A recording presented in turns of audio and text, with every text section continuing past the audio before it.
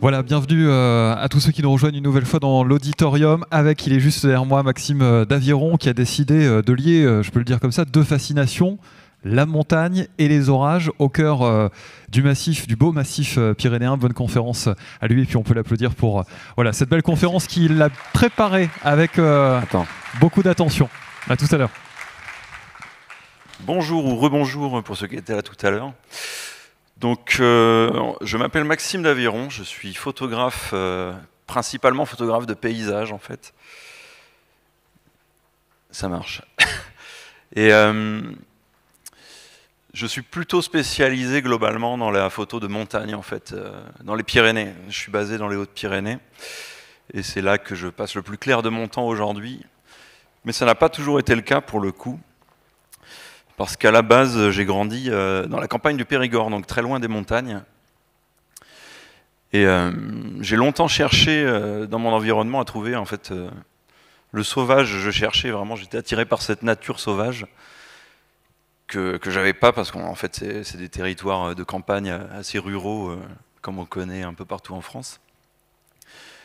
Et ce sauvage-là, en fait, je l'ai trouvé non pas dans un lieu, mais dans un phénomène à l'époque, et ça a été l'orage. L'orage, en fait, du coup, en tant que phénomène, est vraiment une manifestation de la nature dans sa dimension la plus puissante, en fait. Et donc, ça peut transformer un lieu connu et créer une atmosphère complètement surréaliste en faisant irruption dans notre quotidien, en fait. Donc, c'est comme ça que j'ai commencé vraiment à me mettre à la photo de manière un peu sérieuse. Mais je cherchais toujours, comment dire, une identité photographique, et je cherchais toujours ce territoire où aller développer ça en fait. Et ce territoire, je l'ai trouvé en 2011 en allant faire des études de photographie à Toulouse, et j'ai découvert les Pyrénées en fait. Et moi qui me disais depuis tout petit qu'il fallait probablement aller à l'autre bout du monde pour découvrir une nature préservée et des paysages vraiment sauvages. En fait, il se trouve qu'ils étaient juste là à portée de main depuis tout ce temps. Et du coup, j'ai commencé à développer un travail photographique sur les Pyrénées qui s'appelle Terre perdue et qui en fait est une exploration d'atmosphère assez sombre, assez tourmentée, où je vais essayer d'aller chercher des conditions climatiques, des conditions atmosphériques plutôt chargées, qui soient à même en fait de révéler le côté sauvage de la haute montagne, le côté primitif, qui est assez difficile à saisir sous un ciel bleu en fait, quoi. Donc à cette période-là, j'ai commencé à faire surtout beaucoup de photos de paysages, mais sans orage forcément. Et en parallèle, évidemment, je continuais toujours la photo d'orage depuis le milieu des années 2000. Mais très vite, l'idée a germé en fait de chercher à lier les deux, d'aller au bout de cette volonté d'aller chercher les conditions difficiles, entre guillemets, les conditions tourmentées, et d'aller lier ma passion pour, d'un côté, les orages, et de l'autre, la haute montagne. Le problème, c'est que c'est pas une association qui tombait sous le sens pour des raisons assez évidentes de dangerosité. Disons qu'en tant que montagnard, on cherche plutôt à fuir l'orage en toutes circonstances quand on est en altitude. Donc ça a demandé du temps, et j'ai attendu plusieurs années d'avoir acquis une expérience nécessaire en faisant beaucoup de randonnées, beaucoup d'alpinisme, d'escalade, et de me familiariser avec cet environnement qui n'était pas du tout le mien à la base. Et finalement, en 2017, après 6 ou 7 ans de montagne, je me suis dit que le temps était venu de sauter le pas. Et j'ai fait ma première tentative dans un massif des Hautes-Pyrénées qui s'appelle le massif du Néouviel. C'est un massif très particulier parce qu'on a des forêts de pins qui sont en fait les plus hautes forêts d'Europe, qui poussent jusqu'à 2600 mètres d'altitude, avec des arbres qui prennent des formes très tourmentées, donc des compositions qui m'intéressaient beaucoup. Et ce jour-là, pour cette première tentative, j'ai décidé d'aller tenter sur un orage qu'on appelle orographique. En fait, c'est des orages qui se forment sur les reliefs et qui ont une durée de vie assez courte, 10-15 minutes, et qui disparaissent assez vite, et qui sont généralement peu foudroyants. C'est-à-dire qu'ils ont une activité électrique qui est principalement intranuageuse, qui reste à l'intérieur du nuage. Donc ce sont des orages moins dangereux. Donc j'ai tenté le coup dans ce massif-là, et ce jour-là, j'ai cherché des compositions. C'est ce que je fais à chaque fois que j'arrive dans un endroit que je ne connais pas encore trop. En fait, je vais explorer tous les alentours et chercher des compositions intéressantes pour l'orage. Et donc là, ce jour-là, j'ai trouvé cet encadrement avec d'un côté un arbre bien vivant, de l'autre un arbre mort, au milieu ce petit lac et tout au bout ce sommet qui faisait un triangle parfait.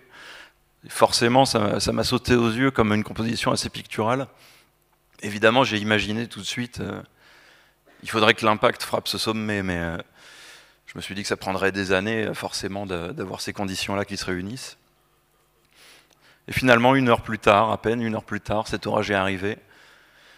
Le premier impact, ça a été celui-là. Donc, quand j'ai vu la photo s'afficher, j'ai gueulé un bon coup. Mais je me suis presque dit, finalement, ça va pas être si compliqué que ça d'aller chercher l'orage en montagne. Et je me suis vite rendu compte que c'était une illusion, que en fait, la plupart du temps, effectivement, quand on a des images comme ça en tête, ça demande des années et des années de retourner sur le même spot, de revenir sur plusieurs orages différents pour que les conditions s'alignent. Ce qui est particulier avec la photo d'orage en montagne, en fait, c'est qu'elle est pensée pas comme pas comme de la chasse à l'orage, mais plutôt comme de la photo de paysage où il se trouve qu'il y a de l'orage. Donc c'est un jeu d'équilibre où je vais essayer de penser une image qui fonctionnerait avec une composition qui fonctionnerait même sans la foudre, mais paradoxalement tout en laissant l'espace nécessaire pour la foudre. Donc c'est vraiment un jeu d'équilibre assez particulier. Et ça demande pas mal d'expérimentation au début. Maintenant, évidemment, comme je le disais, cette association, elle ne tombait pas sous le sens à cause de sa dangerosité, et du coup, ça demande un travail de préparation qui est énorme, qui consiste en tout premier lieu, dans les lieux où j'ai envie d'aller faire des images, de trouver des abris. Donc ça va être soit des grottes, soit des cabanes de bergers, qui sont des petits refuges en accès libre. On en a beaucoup dans les Pyrénées, c'est très pratique. Et celle-ci, par exemple, est prise depuis une grotte qui est creusée au-dessus du cirque de Gavarnie. Mais ces grottes, la partie repérage est aussi importante parce qu'il faut vérifier que ces grottes n'aient pas d'infiltration, par exemple. Parce que si l'eau circule dans les grottes, la foudre peut indirectement circuler à travers les fissures et on peut se faire foudroyer indirectement. Au final, c'est le plus gros risque sur le foudroiement en montagne, quoi. Du coup, en plus de cette partie de repérage pour aller trouver des abris, le repérage sert aussi à chronométrer, entre guillemets, à mesurer le temps que je vais mettre pour aller jusqu'à mon abri. Ça peut être, le moins que j'ai, ça va être 1h30, 2 heures, le plus accessible, et ça peut aller jusqu'à 6-8 heures de marche pour rejoindre le spot. Du coup, il faut que je prévoie une marge de manœuvre énorme au cas où les orages seraient en avance ou au cas où j'aurai un pépin, pour être sûr d'être à l'abri bien avant que les orages commencent et ne pas être exposé, en fait. Évidemment, au début, j'ai fait beaucoup d'erreurs et j'ai appris comme ça pas mal de choses, et en fait, je suis un peu reparti à zéro par rapport à ce que je connaissais de la photo d'orage en plaine, que je pratique quand même depuis une vingtaine d'années maintenant. Au final, ce sont deux activités vraiment très différentes. Ce qui est particulier dans la montagne, déjà, c'est que prévoir le temps d'une manière générale, c'est super compliqué d'être précis et de savoir exactement ce qui va se passer, parce qu'il y a des effets ultra localisés, en fait. Et donc ça demande d'être très fin dans la prévision en amont, mais c'est pas possible de réussir à le faire sans l'expérience du terrain, du coup. Et donc au début, j'ai galéré pas mal, et de saison en saison, j'apprenais en fait à repérer les habitudes, entre guillemets, des orages. Je me suis rendu compte que d'une vallée à l'autre, les orages n'allaient pas avoir le même comportement, entre guillemets. Et d'une saison sur l'autre, on va avoir des types d'orages différents. On a plein de types d'orages qui peuvent exister dans les Pyrénées, plein de configurations possibles. Et du coup, apprendre ça petit à petit pour pouvoir mieux l'anticiper, mieux savoir quel abri choisir, etc., etc. Et alors en altitude, notamment, on peut faire des observations assez particulières des fois. Et sur cet impact, notamment, on va apercevoir cette petite lueur là orangée. sur le point d'impact. Alors c'est quelque chose dont j'ai beaucoup parlé avec des spécialistes de la chasse à l'orage comme Alex Serment, des gens qui font ça depuis très longtemps. Et il y a une théorie qui a émergé, j'en ai parlé notamment à des géologues, sur l'origine de ce flash-là. En fait, on peut voir ce genre de flash sur des arbres quand l'arbre explose et prend feu à cause de l'impact. Mais là, ça tombe sur de la roche. Et le fait est que ça tombe sur du calcaire et que je l'ai toujours observé sur du calcaire. Donc la théorie, ça serait que vu que le calcaire est une roche pleine de fissures et qui peut du coup être gorgée d'eau, l'éclair qui est à peu près 30-40 000 degrés quand il frappe la roche va vaporiser toute l'eau qui est présente dans les fissures et créer cet embrasement très bref en fait au niveau du point d'impact, donc qui atteste vraiment de la puissance de l'éclair, quoi. Sur ce même orage, j'ai fait une photo qui illustre bien aussi le fait qu'on a une idée reçue sur la foudre qui frappe toujours le point le plus haut. En réalité, la foudre fait bien ce qu'elle veut et des fois, elle va vraiment chercher à aller au fin fond du bas d'une vallée, à un endroit ici où, par exemple, il n'y a pas d'arbre, c'est dans l'herbe et ça tombe au milieu de nulle part en évitant les sommets autour. Ce qui prouve bien qu'il faut vraiment ne pas négliger le côté abri et ne surtout pas aller s'exposer en pensant qu'on est en sécurité à cet endroit, quoi. Mais en altitude, voilà, on a des conditions qui peuvent être assez extraordinaires, notamment sur des orages de fin de journée, des orages qui vont prendre des couleurs au moment du coucher du soleil, avec beaucoup de foudre. Là, c'est par exemple sur le côté espagnol, qui est une région qui est très propice dans le Piémont espagnol, très sauvage et très orageuse. Donc on peut vraiment avoir des scènes assez surprenantes, on va dire. Et c'est ce que je cherche à retranscrire, en fait, c'est d'essayer de créer des atmosphères, pas juste de montrer ce que je vois avec mes yeux, mais d'essayer de faire ressentir ce que je vis en tant qu'expérience sensorielle et d'essayer de créer vraiment une atmosphère, une scène, que l'image raconte quelque chose. Et ça, c'est compliqué, mais ces conditions-là, du coup, s'y prêtent particulièrement. Et sur les variétés d'éclairs qu'on peut voir en altitude, on a des choses assez surprenantes qui sont plus rares, comme ici, par exemple, on a des éclairs ascendants. En fait, ils partent du sommet de la montagne et ils se répandent vers le ciel. Là, on le voit bien sur ce sommet-là. On a plein de branches qui partent et qui vont se répandre dans le plafond nuageux. En général, il faut plutôt un fort effet de pointe, donc quelque chose de très pointu ou de métallique. Et là, sur ce sommet, c'est une croix, en fait, une croix en métal qui a déclenché cet éclair ascendant très spectaculaire. Là encore, on a des types d'éclairs différents. On pense souvent que les éclairs frappent forcément le sol, que c'est toujours de la foudre.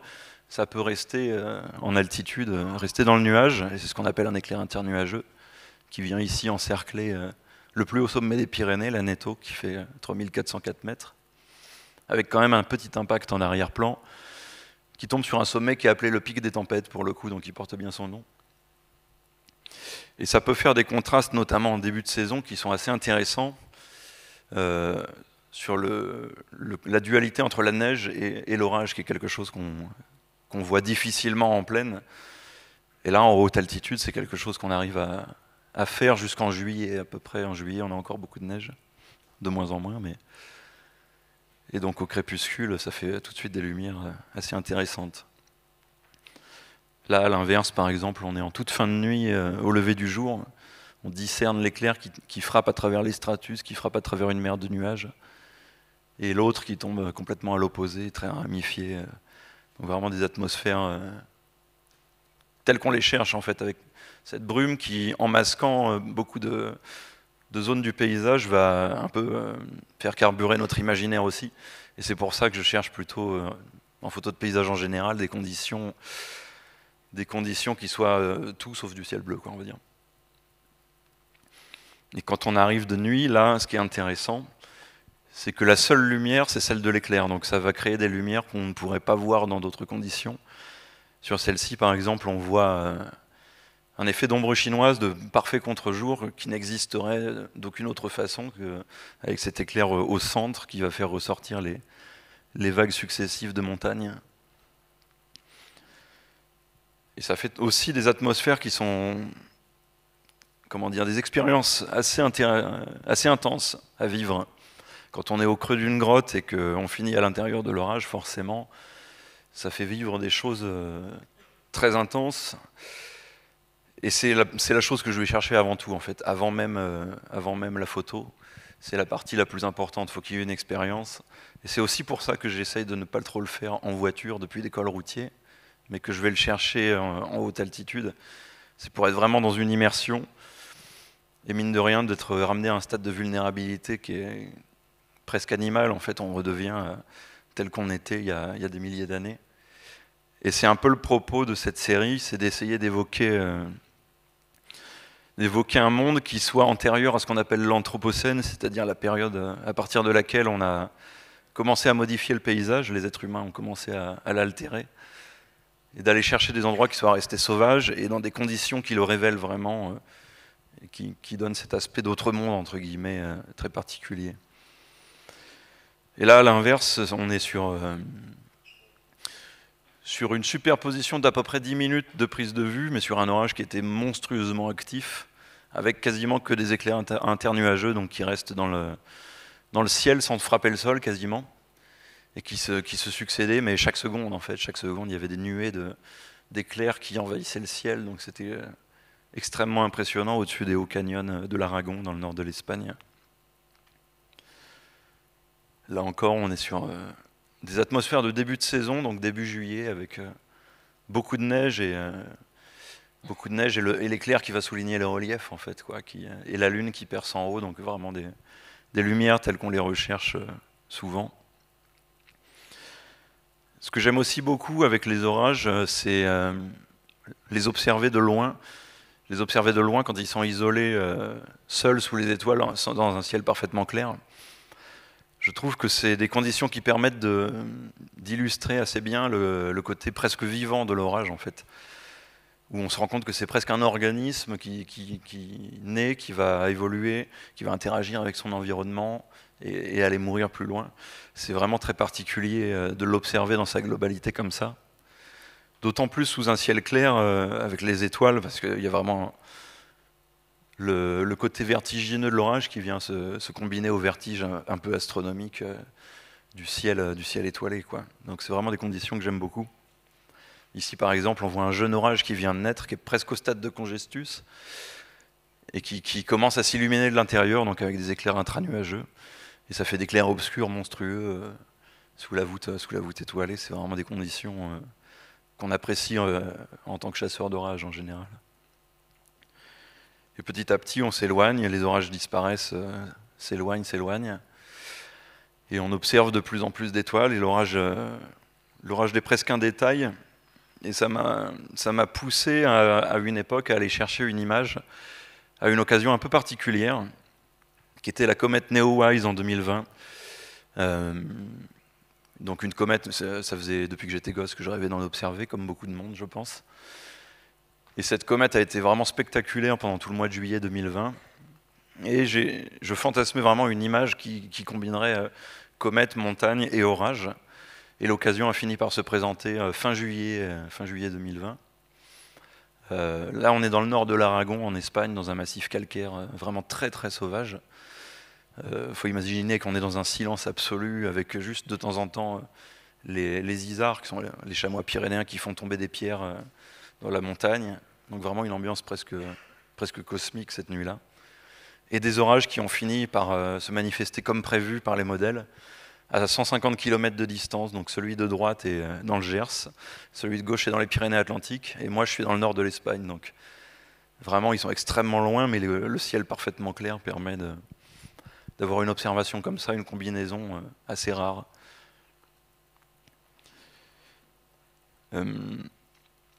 Pour clore un peu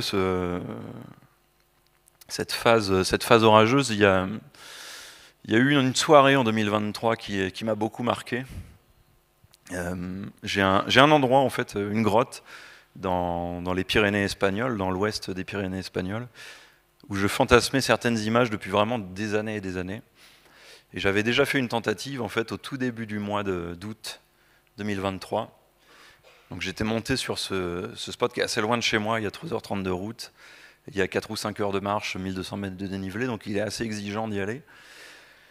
Et ce soir-là, sur cette première tentative, en allant voir cette grotte, j'y allais pour 2 raisons. Déjà, essayer d'attraper des orages, évidemment. Et aussi pour voir si la grotte avait des infiltrations. Donc c'est vraiment l'une des choses que j'essaye de voir à chaque fois. Et effectivement, il y a eu de l'orage, donc je me suis rendu compte que la grotte était restée parfaitement sèche. Ça va avoir une importance pour la suite. Mais l'orage était assez timide cette nuit-là. Et finalement, je me suis dit que j'allais tenter le coup avec un orage qui s'éloignait et qui, de temps en temps, lâchait un internuageux assez timide. Donc j'ai fait des réglages en fait, qui étaient préparés à un éclair peu lumineux. Et évidemment, c'est pile à ce moment-là qu'un énorme impact est tombé en plein milieu de ma composition. Et donc il faut imaginer que la photo est blanche, avec le bas du sol qui est légèrement visible, mais complètement irrécupérable. Et ça, quand ça arrive, c'est vraiment très très frustrant, surtout quand c'est des images qui auraient été telles qu'on l'avait imaginé. Du coup, une grosse frustration sur cette fin de saison 2023. Et finalement, au tout début du mois de septembre, le 1er septembre, une nouvelle opportunité se présente sur les modèles. Donc je refais les 3h30 de route, je refais les 4 heures de marche pour monter dans cette grotte. Mais là, l'ambiance est vraiment très sauvage, en fait. C'est vraiment des ambiances typiques des Pyrénées où, en fin d'après-midi, il fait encore beau, je me mets sur le sommet, il y a des isards, des troupeaux d'isards en dessous, qui viennent renifler mes affaires dans la grotte parce que jamais personne ne pionce ici. Donc ils sont toujours curieux de voir, et un peu méfiants de voir des humains. Il y a des renards qui se baladent, il y a des gypaètes et des vautours qui me frôlent autour. Donc ça fait vraiment une ambiance, on se sent vraiment sauvage en fait. Et c'est vraiment des ambiances telles que je les recherche. Et finalement, au crépuscule, l'orage s'approche à ce moment-là de l'ouest. Donc vraiment très menaçant au-dessus de reliefs calcaires qui étaient très blancs en fait et qui prennent la lumière d'une manière très particulière au crépuscule. Et donc ça vient vraiment souligner toutes les formes géologiques, toutes les successions de strates que j'aime beaucoup aller chercher en montagne, ce côté minéral presque lunaire. Et là, à ce moment-là, il faut imaginer que les isards sont toujours en dessous de moi, les chamois. Il y a toujours 4 isards qui me surveillent et qui regardent l'orage s'approcher en fait. Donc évidemment, j'aurais adoré faire la combinaison des deux, aller photographier, faire une image avec les isards devant, mais ils étaient beaucoup trop loin, c'était impossible. Mais la scène reste gravée pour moi, en tout cas, vraiment dans ma tête, mais en tout cas, la foudre commence à tomber, et je commence à réaliser des images telles que celle-ci, qui déjà me réconfortent un peu par rapport au foirage du mois précédent. Mais c'est pas cette image-là que j'avais en tête. Donc cette cellule arrive, je retourne dans mon abri, dans la grotte juste en dessous. Les premiers orages passent, mais ils se succèdent sans rien donner d'intéressant après ça, pendant un moment. Et puis vers 23h, un peu avant minuit, cet éclair-là surgit d'une cellule juste devant moi, en fait, très exactement dans la composition que j'imaginais depuis des années. Donc on voit cet internuageux qui serpente presque dans ma direction, et on voit sa lumière qui vient éclairer toute la vallée en dessous, donc ça fait vraiment, encore une fois, une lumière qui n'existe que dans cette condition-là, et qui ne se reproduira jamais en fait.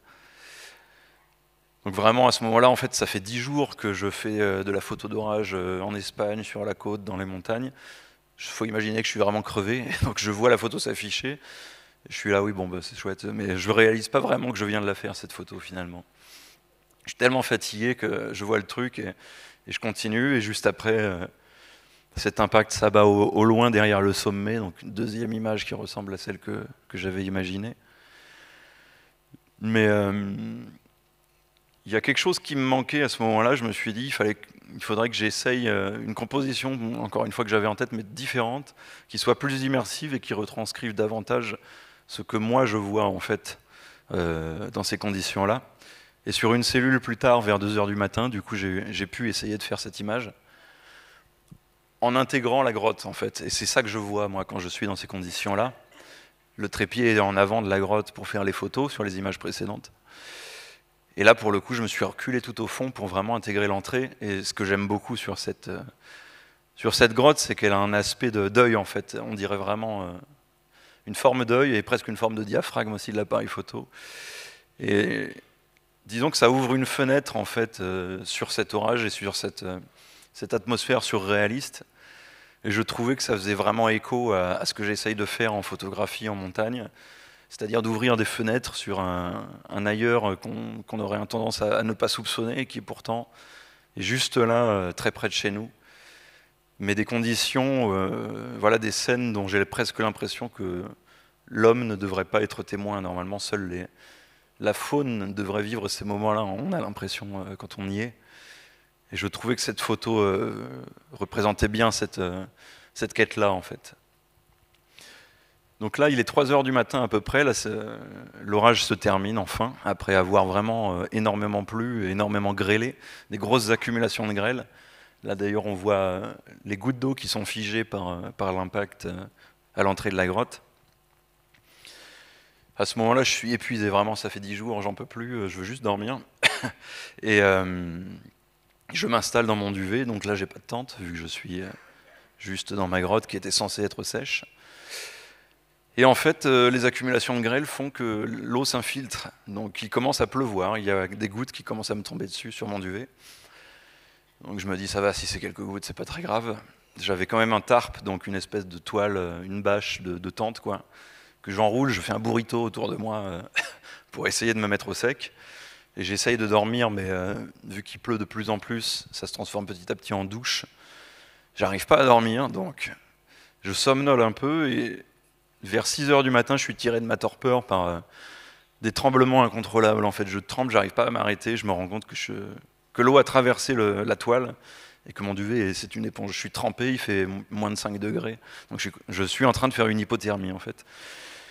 Et là, vu que tout est trempé, la seule possibilité que j'ai pour reprendre de la chaleur, me réchauffer, c'est de me remettre en mouvement, en fait. C'est ce qu'on fait dans ces cas-là. Donc je refais mon sac et je redescends. L'orage est fini, évidemment, mais je redescends en pleine nuit dans la montagne, ce que j'évite d'habitude, parce que c'est des coins qui sont assez paumatoires. Et là, en redescendant du sommet, j'arrive à redescendre, à contourner, et je vois qu'il y a une énorme cellule pluvieuse qui arrive à l'horizon. J'ai juste le temps de m'abriter sous un rocher pour m'équiper, mettre le poncho, le pantalon de pluie. Et là, c'est le déluge absolu qui reprend, mais sans orage, heureusement. Donc au lever du jour, je descends sous la pluie qui finit par s'arrêter. Je m'arrête sur un rocher, je dors 10 minutes. Je repars, je prends la voiture, finalement, après 4 heures de descente interminable. Et au final, je dors dans la voiture. Je suis rentré. Et en voyant les photos le soir, j'étais tellement crevé, je réalise toujours pas, quoi. C'est que le surlendemain que, genre, en voyant les photos, je me suis dit, ah, j'ai réussi à faire ce truc que j'avais imaginé des années et des années plus tôt, finalement, quoi. Donc comme quoi, sur le coup, on se rend pas toujours compte des images qu'on essaye d'avoir et qu'on peut réussir, mais... Et aussi des erreurs comme celle-là, quoi, qui sont des leçons à chaque fois, quoi. On n'est vraiment pas exempt de faire des erreurs... même après des années et des années de pratique, quoi. Donc ça remet un peu les idées en place. Et si je retourne dans cette grotte, je mettrai une tente dedans, quoi, la prochaine fois. Donc voilà, cette photo clôt assez bien la série. Si vous avez des questions, n'hésitez pas. En tout cas, merci de m'avoir écouté.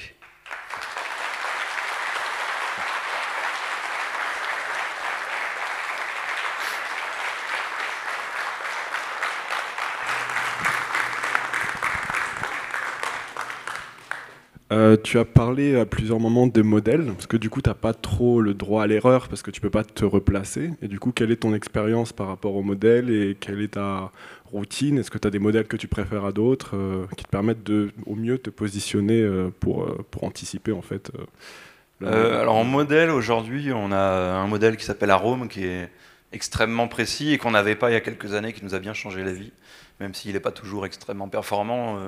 Il est quand même très précis, donc c'est vraiment mon modèle de prédilection à courte échéance. Après, voilà, sinon ça reste comme de la prévision classique. À longue échéance, j'utilise des modèles à maille large et de plus en plus fins. Par contre, la différence avec la chasse à l'orage, où on va prendre une cible et au pire on pourra se replacer, c'est qu'effectivement, il ne faut pas que je me loupe. Et je couple la prévision classique à partir des modèles avec moi, mes connaissances du terrain que j'ai acquises de manière empirique, en fait, au fil des ans. C'est un apprentissage qui est permanent, pour le coup, c'est aussi ça qui est fascinant. Mais du coup, je sais interpréter le modèle maintenant de mieux en mieux. Je me dis, ok, lui, il dit ça, mais il y a tel massif à tel endroit, donc normalement, il se passe ça dans ces conditions-là. Et du coup, on arrive à anticiper petit à petit. Évidemment, on se gourre hein, toujours de temps en temps, mais ça aide beaucoup. Après, ce qui est compliqué avec la photo en montagne, sous les orages, c'est qu'on va avoir souvent du brouillard, en fait. Et le brouillard, il peut venir soit du plafond nuageux qui est trop bas et on finit dans l'orage, en fait, dans le noyau de l'orage. Soit on a une mer de nuages et nous, on est trop bas et du coup, la mer de nuages vient nous engloutir. Soit parfois, il y a des effets de relief très localisés où il y a juste des stratus, des fractus qui vont stagner pile poil là où on est. Donc ça, c'est le plus dur à anticiper en vrai. C'est sur ça que je galère le plus. Mais je sais que selon les saisons, par exemple, en début de saison, le plafond sera plus bas dans certains massifs, etc. La neige va générer davantage de stratus. Enfin, il y a plein de trucs à prendre en compte, quoi. Merci. J'avais une question, en fait, tu nous as parlé de ton expérience là, par rapport aux dernières photos que tu as prises dans ta grotte et qui sont vraiment magnifiques. Merci. Je voulais savoir si ça t'était arrivé du coup de vivre un moment particulièrement, je sais pas, dangereux, puisque tu t'es retrouvé du coup dans la montagne, à l'intérieur peut-être du coup d'un orage, dans une position où tu ne pouvais rien prendre. Je sais pas, après j'ai eu écho, mais je sais pas, tu me confirmeras, mais j'ai entendu dire que tu emmenais aussi même un tapis isolant en fait, dans le cas où justement le sol pourrait être du coup humide. Ouais, en fait, au fil des ans, je me suis créé un certain nombre de règles en fait, une sorte de code que je m'applique et qui est très strict, qu'il faut respecter à tout prix. Et dans ces règles-là, il y a notamment le fait d'être toujours isolé du sol, de ne pas toucher les parois dans les grottes. Parce que, encore une fois, le risque de foudroiement, c'est pas forcément un foudroiement direct. On va pas forcément se prendre l'impact sur la tronche. Par contre, l'impact peut frapper à 30 mètres. Et du coup, l'électricité se répand dans le sol. Et même si le sol est sec, ça peut circuler jusqu'à nous. Donc, il faut toujours s'isoler du sol. Et déjà, j'ai mes chaussures d'alpi qui sont très épaisses, qui ont des très grosses semelles. Et ensuite, je prends effectivement un tapis de sol, quoi, avec juste un tapis de sol classique que j'utilise pour pioncer.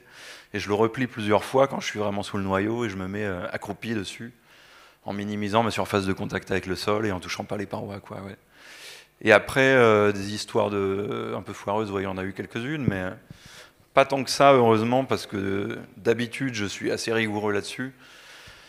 Mais ouais, j'en parlais tout à l'heure, effectivement, une fois... Parmi les règles, il y a le fait de calculer le temps et d'avoir une deadline et de ne pas partir après cette deadline pour être sûr d'avoir une marge. Mais une fois, j'ai outrepassé cette règle parce que tant pis. Et ça n'a pas loupé, les orages ont pris 2 heures plus tôt que prévu. C'était des orages monstrueux, stationnaires, avec énormément de grêle et qui foudroyaient pas mal, mais bien en altitude. Heureusement, j'étais encore assez bas. Et du coup, là, je me suis fait chasser vraiment comme un malpropre. Au début, je me suis abrité sous un surplomb rocheux, mais j'ai vu que ça allait pas passer, donc je suis redescendu, j'ai abandonné, quoi. Mais après, sinon, j'ai jamais eu de frayeur en termes de foudroiement proche, pour le coup, en montagne. Ça m'est jamais arrivé. C'est bref, c'est juste savoir par rapport à des spots que tu as mis, en tout cas sur les endroits que tu aimes bien aller voir, des endroits que tu n'as pas pu encore obtenir de photos, mais qui sont des lieux par rapport, on va dire, au relief ou par rapport aux montagnes, du coup un peu des lieux fétiches où tu souhaiterais en fait, que tu souhaiterais vraiment capturer. Il y en a vraiment plein pour le coup. Il y a vraiment des images que je fantasme, voilà, depuis, ça va faire 9 ans que je fais ça maintenant en montagne. Il y en a une notamment, mais elles sont presque impossibles, certaines de ces images, c'est ça qui est un peu compliqué. Elles sont trop ambitieuses, mais il y a des images, notamment, j'en ai une dans le cirque de Gavarnie. Ça, c'est un truc que j'ai déjà eu des orages dessus, mais jamais des trucs super. Ou alors, encore une fois, j'ai eu un impact cramé en 2017, irrécupérable. Mais il y en a une, ouais, que j'aimerais prendre depuis l'intérieur du cirque, en haute altitude, vers 2900 mètres, depuis une grotte qui est la source de la grande cascade de Gavarnie, en fait, qui est une grotte de glace très haute. Et depuis ce spot-là, on a la vue sur tout le cirque, tout l'amphithéâtre du cirque d'en haut, en regardant vers l'ouest. Donc c'est vraiment de là que les orages arrivent la plupart du temps. Sud-ouest, quoi. Et donc l'idée, ça serait, alors vraiment si on pousse le truc à fond, c'est complètement impossible, c'est d'avoir la mer de nuages au fond de Gavarnie, Et donc l'orage au-dessus et la foudre qui traverse la mer de nuages et qui disparaît dans la mer de nuages. Ça, c'est un truc que j'aimerais beaucoup avoir. Mais bon, c'est peut-être un poil ambitieux, surtout que le spot est très très compliqué d'accès, quoi. C'est de l'alpinisme vraiment un peu exposé, et le retour le lendemain sur un terrain déstabilisé, ça fait partie des plus gros risques en fait. C'est pas forcément le foudroiement d'ailleurs, le plus gros risque en montagne. Ça va souvent être le côté instable de la montagne, les torrents qui deviennent infranchissables, toutes ces choses-là qui font partie de ce que je regarde dans les repérages. Mais ouais, en gros, cet endroit-là, il serait un chouille compliqué, mais ouais, il y a celle-là qui me titille. Il y en a plein en vrai, il y en a plein. Vas-y. Oui, merci. Merci pour d'abord ce très beau voyage en montagne. Je voulais savoir, c'est vrai que bon, les Pyrénées, c'est déjà un terrain de jeu immense et magnifique. Est-ce que tu as pour projet, ou éventuellement est-ce que tu envisages d'aller explorer d'autres massifs montagneux en France ou ailleurs d'ailleurs, que ce soit les Alpes ou... Parce que c'est vrai que chaque relief est quand même assez distinct. C'est vrai que les Alpes, les Pyrénées, même, c'est déjà très différent en termes de... Ouais. Voilà, merci. Ouais, forcément. Alors, en fait, je me focalise quand même sur les Pyrénées parce que déjà, c'est un terrain de jeu qui est immense. Il faudrait 15 vies pour en voir un 10e. Et déjà, il y a vraiment de quoi faire. Et aussi, j'aime bien Enfin, j'ai développé un lien avec ces montagnes, quoi. Mais j'aime bien l'idée de cette forme de minimalisme, de ne pas avoir besoin de prendre l'avion, d'aller à bout du pays. Il y a une forme de cohérence par rapport à mes valeurs, on va dire, quoi. Mais quand même, il y a des spots, un peu les Dolomites, j'ai quelques trucs en tête, mais c'est loin et c'est différent. En fait, d'un massif à l'autre, il faut tout réapprendre, quoi. Parce que les Pyrénées, c'est très spécifique. Par exemple, dans les Dolomites, c'est pas du tout la même chose qui va se passer, quoi, même s'il y a des logiques en commun. Après, je suis allé au Maroc il y a 2 ans, et j'ai quand même réussi à avoir un orage en marge du Sahara, entre le Sahara et l'Atlas. Et ça, c'est des trucs que j'aimerais bien faire, pour le coup, dans l'Atlas, surtout marocain. C'est incroyable comme coin en termes de paysage, de géologie. Mais les orages sont assez rares, et puis c'est loin, donc il faut faire un voyage que pour ça. Et après, évidemment, il y a toujours les États-Unis, mais plutôt la partie sud-ouest, pendant une période en juillet où on a des orages très esthétiques sur les montagnes, Arizona, Nouveau-Mexique, tout par là-bas. Et donc là, essayer d'appliquer ça sur des coins là-bas. Je devais le faire il y a une dizaine d'années, mais j'avais pas pu du coup. Mais du coup, ça me titille, ouais, aussi. Hop. Bon, salut, déjà merci pour ta présentation, tes photos qui sont une vraie source d'inspiration pour beaucoup d'entre nous, je pense. J'avais une question parce que du coup, on voit l'image, on ressent un peu via tes récits ce que tu vis. Par contre, en termes de sonorité, moi, ça m'intéresserait. Je ne sais pas si tu en as déjà parlé ou pas, mais est-ce que tu enregistres parfois la sonorité de l'orage?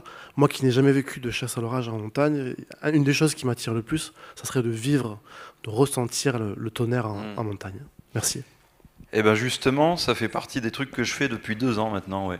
Le son est tellement incroyable en montagne, des fois c'est tellement déformé par les reliefs, notamment vers Gavarnie, dans ces coins-là. Ça ressemble même plus à du tonnerre, quoi. On dirait une armée du Seigneur des Anneaux qui débarque. Et du coup, ça fait vraiment une atmosphère assez folle. Enfin, ça participe au truc. En plus, on le ressent physiquement, quoi. Ça tremble, la roche tremble, on le ressent vraiment à fond. Donc je trimballe un micro maintenant depuis 2 ans, ouais. Mais c'est très très dur de rendre ce qu'on ressent nous, en fait.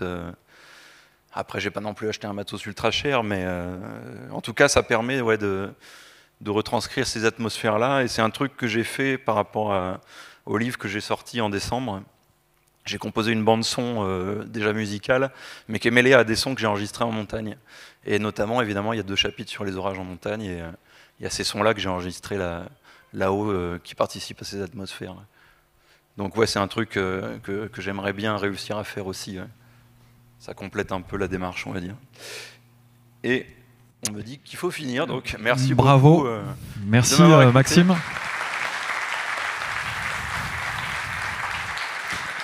Et on peut te retrouver encore dans la salle des expositions ? Ouais, on peut me retrouver bien sûr sur le stand. Si vous avez plus de questions, n'hésitez surtout pas. Avec des photos, un livre aussi à acheter. Et un site internet ? Un site, ouais. MaximeDaviron.com. MaximeDaviron.com. Super, merci à toi Maxime. Dans un instant, on évoquera quelque chose que l'on a beaucoup vu ensemble, et on peut leur applaudir en effet. Ça va ? T'as fait ça toute ta vie. On évoquera ensemble les dangers de la chasse aux orages avec 4 chasseurs qui nous rejoindront dans quelques instants. À tout de suite.